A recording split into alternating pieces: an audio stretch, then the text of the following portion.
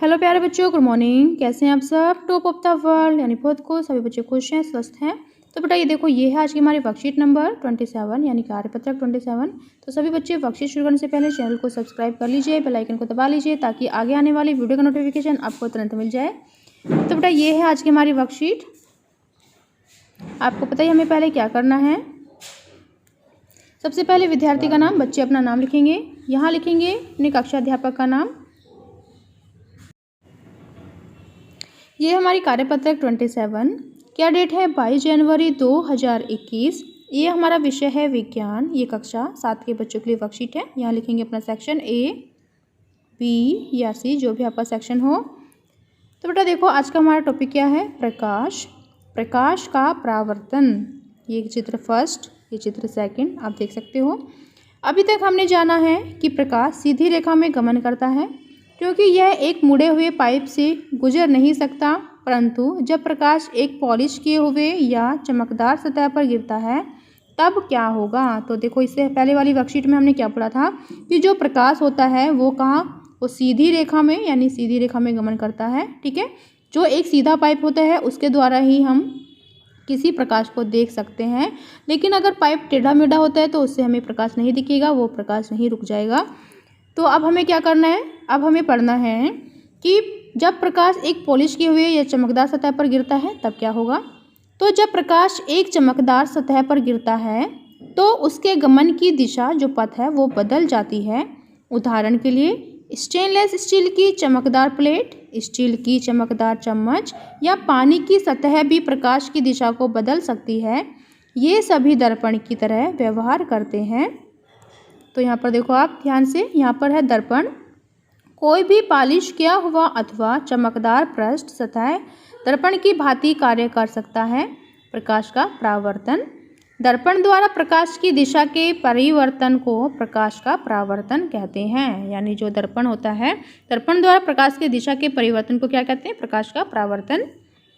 फिर नेक्स्ट देखो बेटा, यहाँ से देखो कि वस्तुएं तभी दिखाई देती हैं जब प्रकाश उनसे परावर्तित होकर हमारी आंखों तक पहुँचता है। तो समतल दर्पण से प्रतिबिंब का निर्माण हो गया है। आइए एक गतिविधि के साथ सीखते हैं कि समतल दर्पण के सामने एक जलती हुई मोमबत्ती रखिए। तो हमें एक गतिविधि करके देखनी है बेटा। एक समतल क्या है? समतल दर्पण है, उसके सामने हमें एक जलती हुई मोमबत्ती रखनी है। जैसे मान लेते हैं ये है एक समतल दर्पण, इसके सामने हम क्या करते हैं? एक मोमबत्ती रख लेते हैं जलती हुई। ठीक है, तो मोमबत्ती की लौ को दर्पण में देखने का प्रयत्न कीजिए। ऐसा प्रतीत होता है जैसे कि इसी प्रकार की एक मोमबत्ती दर्पण के पीछे रखी है।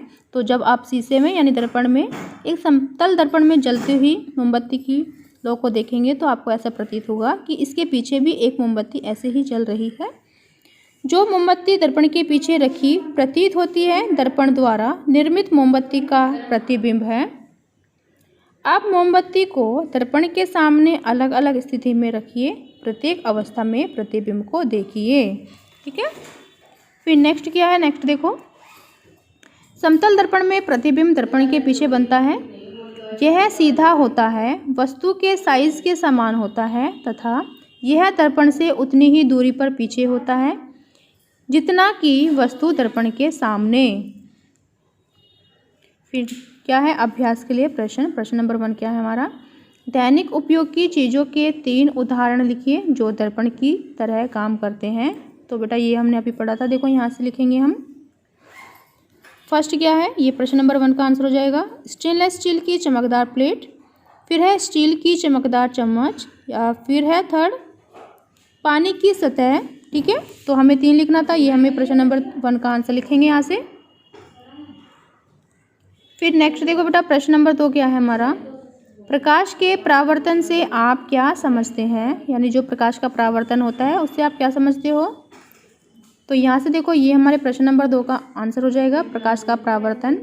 दर्पण द्वारा प्रकाश की दिशा के परिवर्तन को प्रकाश का परावर्तन कहते हैं। तो बेटा ये हो जाएगा हमारा प्रश्न नंबर 2 का आंसर। फिर नेक्स्ट प्रश्न देखो बेटा, प्रश्न नंबर 3 क्या है? समतल दर्पण द्वारा निर्मित प्रतिबिंब के 4 गुण लिखिए। यानी जो समतल दर्पण है इसके द्वारा प्रतिबिंब के 4 आपको गुण लिखने हैं। तो यहाँ से हम लिखेंगे ये हमारे प्रश्न नंबर 3 का आंसर हो जाएगा। देखो 4 गुण लिखने हैं। फर्स्ट गुण लिख लेंगे हम, तो यहाँ से लिखेंगे बेटा, देखो फर्स्ट पॉइंट लिख लेंगे हम प्रश्न नंबर 3 का फर्स्ट पॉइंट, यानी हमें 4 पॉइंट लिखने हैं। ठीक है, 4 गुण लिखने हैं हमें, तो हम एक गुण लिखेंगे कि समतल दर्पण में प्रतिबिंब दर्पण के पीछे बनता है। इसका सेकंड गुण लिखेंगे हम, यह सीधा होता है। इसका थर्ड गुण लिखेंगे हम, वस्तुओं के साइज के समान होता है।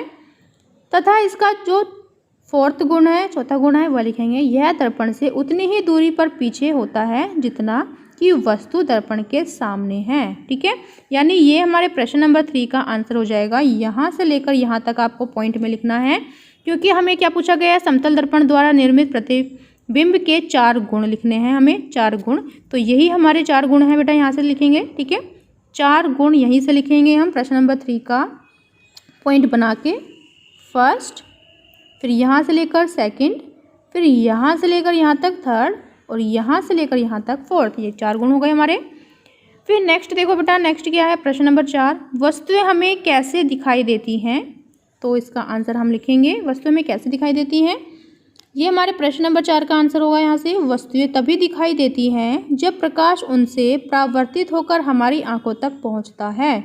तो ये हमारा प्रश्न नंबर 4 का आंसर हो जाएगा बेटा, यहाँ से लेकर यहाँ तक। ठीक है, फिर क्या है नेक्स्ट, कोविड के संदर्भ में उचित व्यवहार संबंधी संदेश। कोविड-19 के विरुद्ध लड़ाई में सुरक्षित रहने के लिए मास्क पहने। तो बेटा ये थी आज की हमारी वर्कशीट, सभी बच्चे इसका अप्लाई करेंगे। मिलते हैं कल नई वर्कशीट के साथ। आपका दिन शुभ हो। Have a nice day. Bye bye बेटा। वीडियो को लाइक कीजिए, सभी दोस्तों के साथ शेयर कीजिए। Thank you.